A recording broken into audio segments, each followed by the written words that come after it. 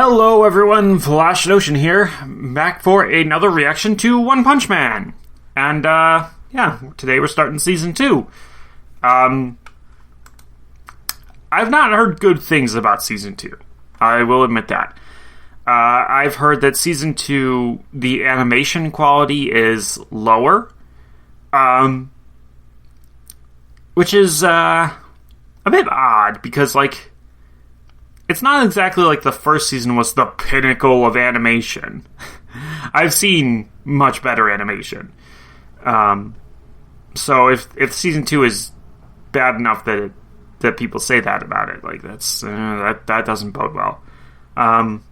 Looking at the first frame here, it does look like there's a lot of CGI in this environment that I'm looking at. And that does not bode well. But you never know. It could be fine. I honestly don't know. As far as plot goes, I'm not expecting too much. We had the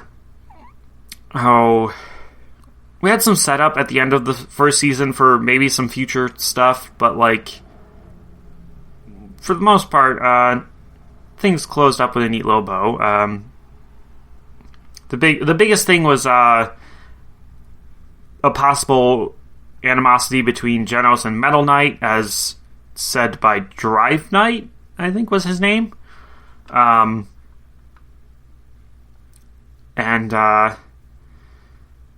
could be bad. But otherwise, I'm not really sure where we go from here. Just more of Saitama saving the day, being a badass, and then not getting the credit he deserves, I guess. Maybe at the end of this season he will, though. I don't know how they escalate the threat from here and give us any proper fights, because we already had Saitama deal with a god level event, where the opponent was not as strong as he was, but he had the same attitude as Saitama of just he was so strong that nobody else could pose a threat to him but Saitama. So, yeah. I also know there was a bunch of OVAs, but I don't know when I should watch those. So, I'm just going to go through Season 2 and then I guess watch the OVAs afterwards. Yay! Let's get started. Starting these episodes here in 3, 2, 1.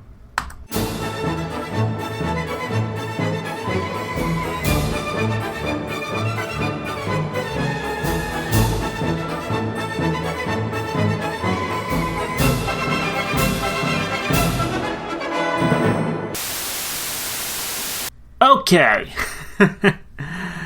That was fun. I don't know if I would have noticed the difference in animation had I not heard it ahead of time, but knowing what I was looking for, it was fairly obvious. It's like everything's been colored and textured by computer now, and it looks weird. It really does. I don't know how else to put it. It's just something's off, and I also think the framing of the action is a little bit off as well, especially in the first episode there.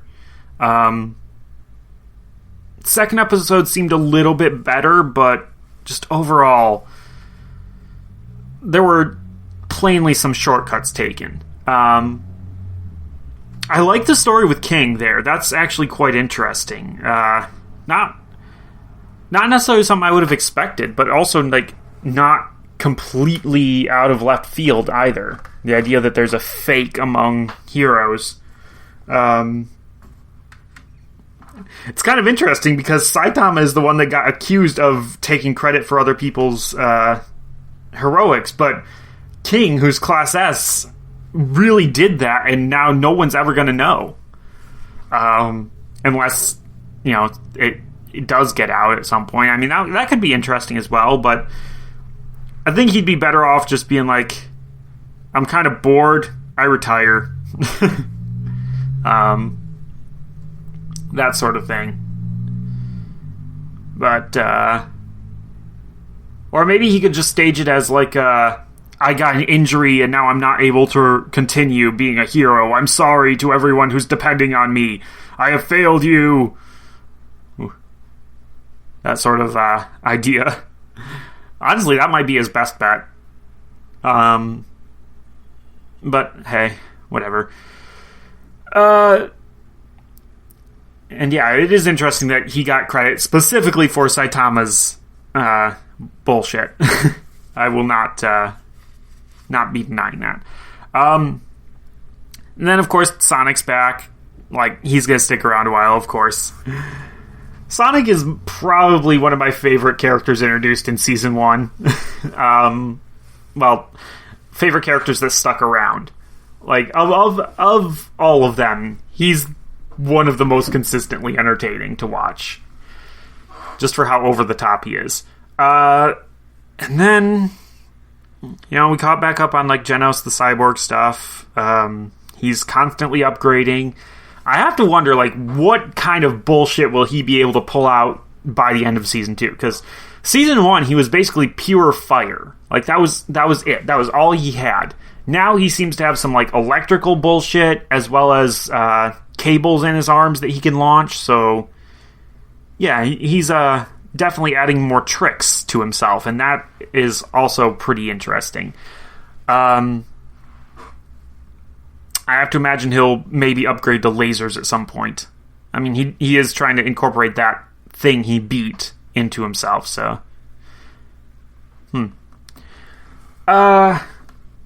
And then we also had Blizzard, which I also have to wonder if Blizzard was introduced specifically because there were a lot of fans who were like, man, Tornado's cool. I wish she didn't look like a fucking child. But, I mean, there are probably perverts out there who don't mind. But, like, it is kind of weird that she just looks like a child. But it's funny because she's the older one. That's classic. Yeah, Blizzard seems pretty cool. And again, one of the things that is consistent about the series is that every time someone gets humbled, they find themselves changing their mindset.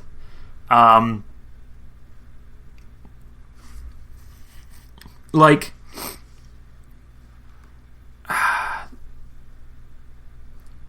Genos, chasing down the mosquito lady, had the mindset of just like, well, I'll have to blow myself up to finish this off. I'm as strong as I can ever be, and I'm stronger than just about anyone. I can handle anything, and if I can't, then it's really fucking bad.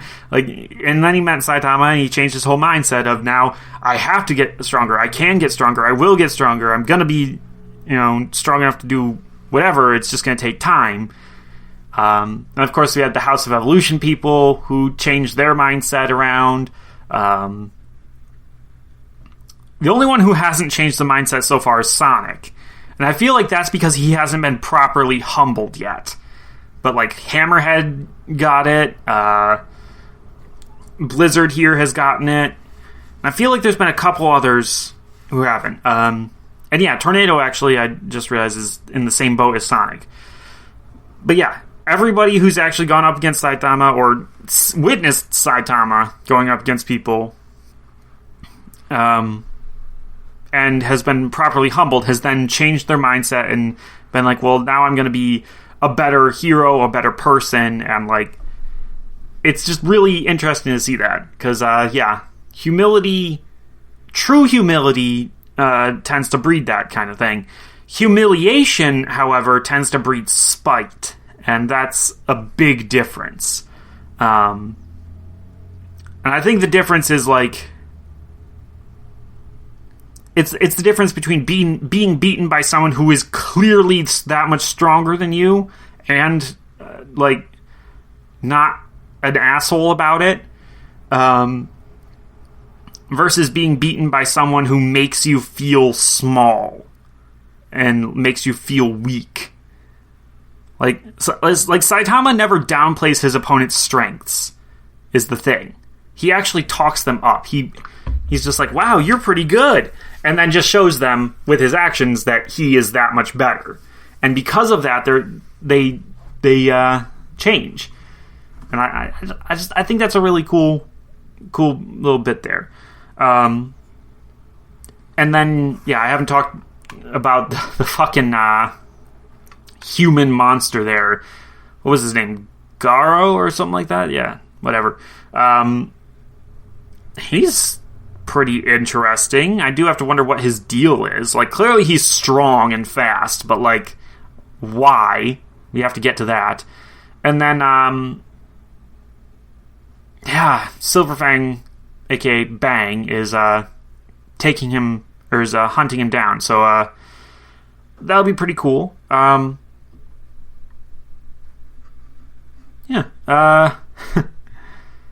Just all around, it's been a good start to the season as far as story goes. I've always said, no matter what hangups I have with animation quality, if the story is good, I don't care.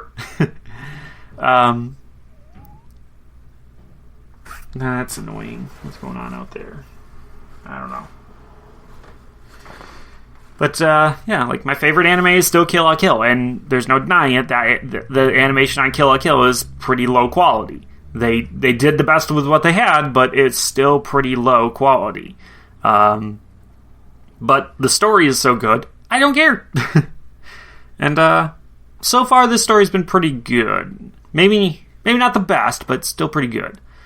So yeah, definitely enjoying it. Definitely looking forward to seeing where we go from here. Because aside from the inevitable confrontation between Saitama and this human monster, I don't really know. But guess we'll find out next time. I don't expect it to really last that long. If it lasts till episode 4, I'll honestly be shocked. Because this show really does not usually do long arcs like that. But we'll find out next time. Until then, bye-bye.